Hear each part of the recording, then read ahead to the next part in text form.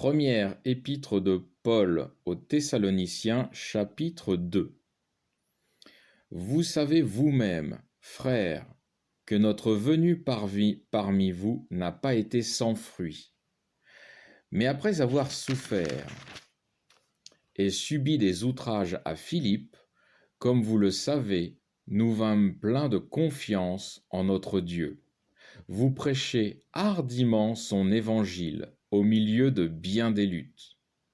Car notre prédication n'a pas procédé de l'erreur, ni d'une intention vicieuse, ni de fraude aucune, mais selon que Dieu nous a jugés dignes de nous confier l'Évangile.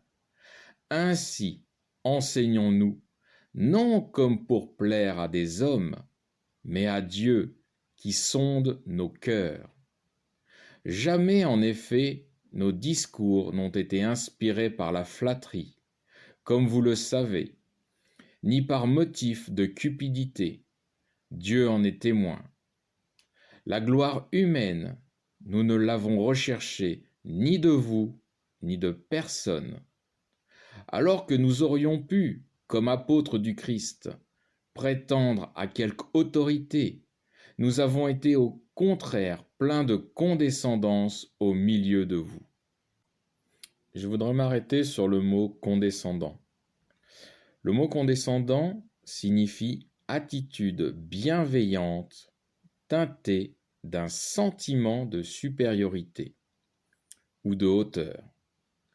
Le mot a bien été choisi, mais il faut en comprendre ce que disait Paul, car un sentiment de supériorité ne vient pas de Dieu, car c'est arrogant et c'est le contraire de l'humilité. L'humilité qui est un fruit de l'esprit. Jésus a donné autorité à Paul pour évangéliser et enseigner les peuples. Paul est supérieur en ce point aux Thessaloniciens. Tout comme Dieu, le Père, a donné autorité au Seigneur Jésus sur tout, sauf sur lui-même, bien sûr. Par l'autorité et la position qu'ils occupent, ils sont supérieurs. Mais ils n'ont pas en eux ce sentiment d'être supérieur à qui que ce soit. Donc je reprends verset 7. Alors que nous aurions pu, comme apôtres du Christ, prétendre à quelque autorité, nous avons été au contraire pleins de condescendance au milieu de vous. Comme une nourrice entoure de tendres soins ses enfants, ainsi dans notre affection pour vous, nous aurions voulu vous donner non seulement l'évangile de Dieu, mais notre vie même, tant vous nous étiez devenus chers.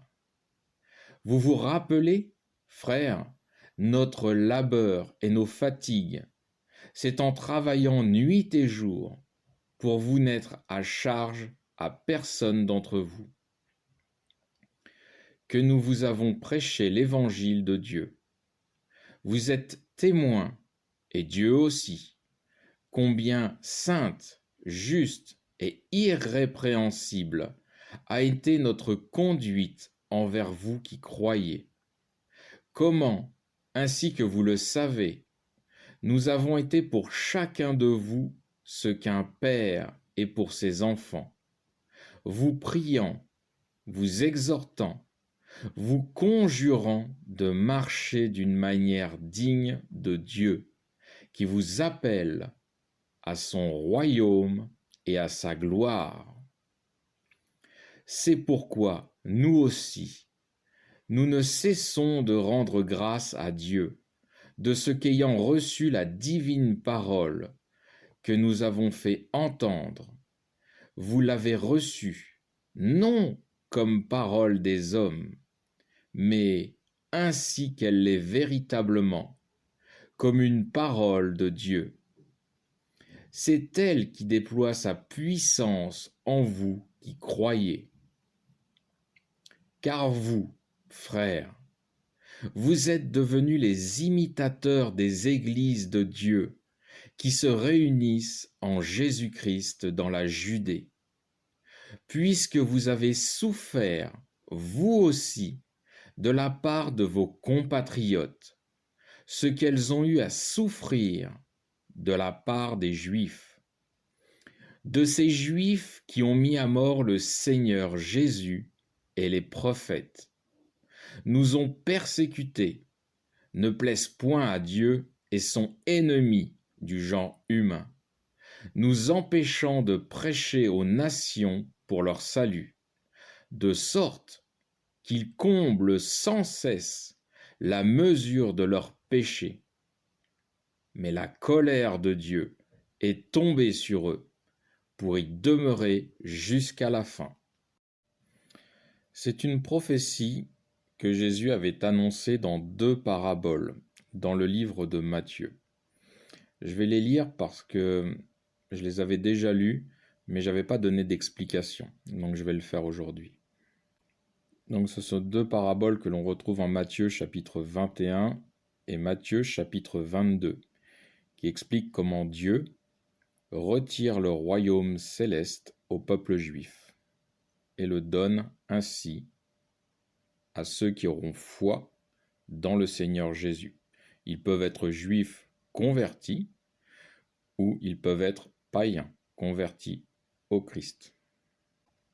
Je commence par la première, Matthieu chapitre 21 verset 33. Écoutez une autre parabole.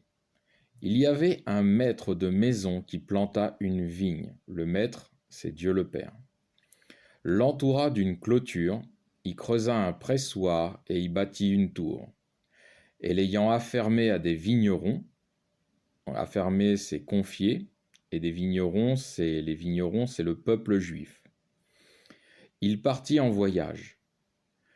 Quand vint le temps des fruits, donc de la récolte, il envoya aux vignerons ses serviteurs pour recevoir ses fruits. Les serviteurs, ce sont les prophètes. Les fruits, ce sont les fruits de l'esprit, un signe d'adoration au Père. C'est l'offrande que Dieu demande pour l'adorer. Donc, qu'on manifeste les fruits de l'esprit montre une adoration au Père céleste, à Dieu le Père. Donc je poursuis. Quand vint le temps des fruits, il envoya aux vignerons ses serviteurs pour recevoir ses fruits. Les vignerons, s'étant saisis de ses serviteurs, battirent l'un, tuèrent l'autre et lapidèrent un troisième. Il envoya de nouveau d'autres serviteurs, en plus grand nombre que les premiers, et ils les traitèrent de même.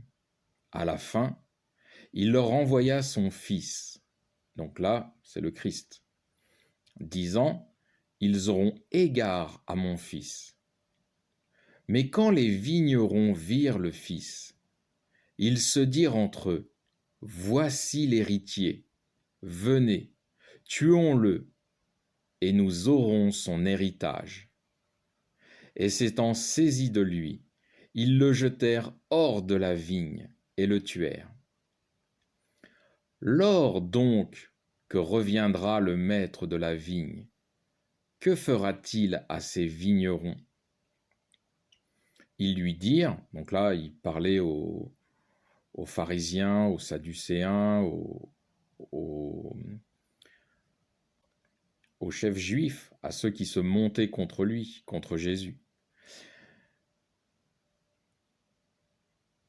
Ils lui dirent, il fera périr misérablement ces misérables, et il affermera, donc il confiera, la vigne à d'autres vignerons, qui lui en donneront les fruits en leur saison. Voilà, donc eux-mêmes, les Juifs, ils disent ce qu'ils feraient eux. Eh ben, c'est ce que Dieu va faire. Dieu il va retirer le royaume céleste au peuple juif et le donner à tous ceux qui auront foi dans le Seigneur Jésus. Il y a une autre parabole au chapitre 22, à partir du verset 1er, donc je lis. Jésus, prenant la parole, leur parla de nouveau en parabole. Et il dit, « Le royaume des cieux est semblable à un roi qui fit les noces de son fils. Il envoya ses serviteurs appeler ceux qui avaient été invités aux noces. Et ils ne voulurent pas venir. Il envoya encore d'autres serviteurs, disant : Dites aux invités, voilà que j'ai préparé mon festin.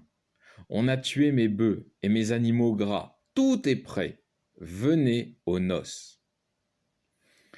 Mais ils n'en tinrent pas compte. Et ils s'en allèrent, l'un à son champ, l'autre à son négoce. Et les autres se saisirent des serviteurs, les outragèrent et les tuèrent.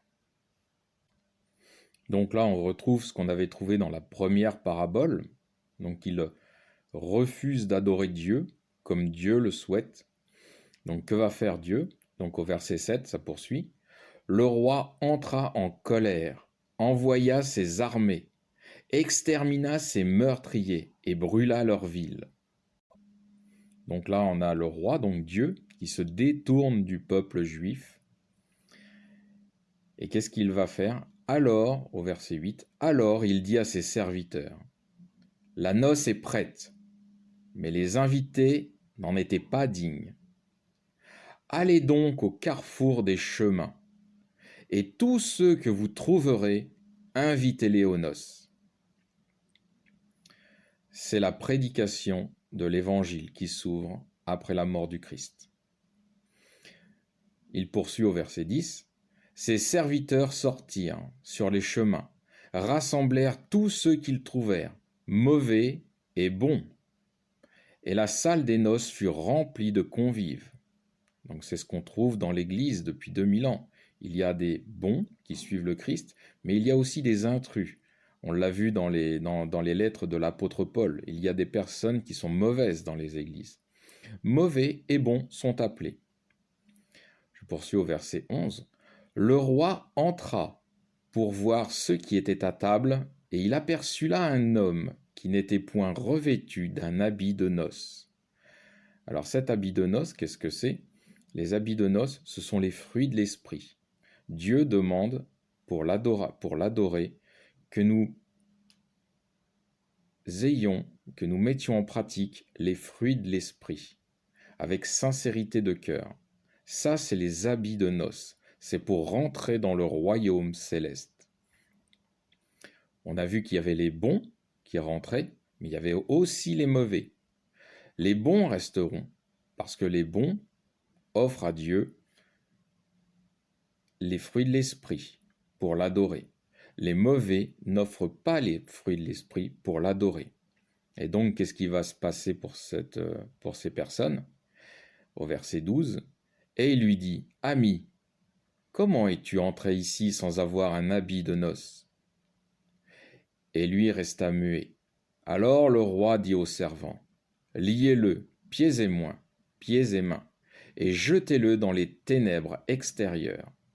Là, il y aura les pleurs et les grincements de dents, car il y a beaucoup d'appelés, mais peu d'élus. » Fin du chapitre 2 du premier épître aux Thessaloniciens.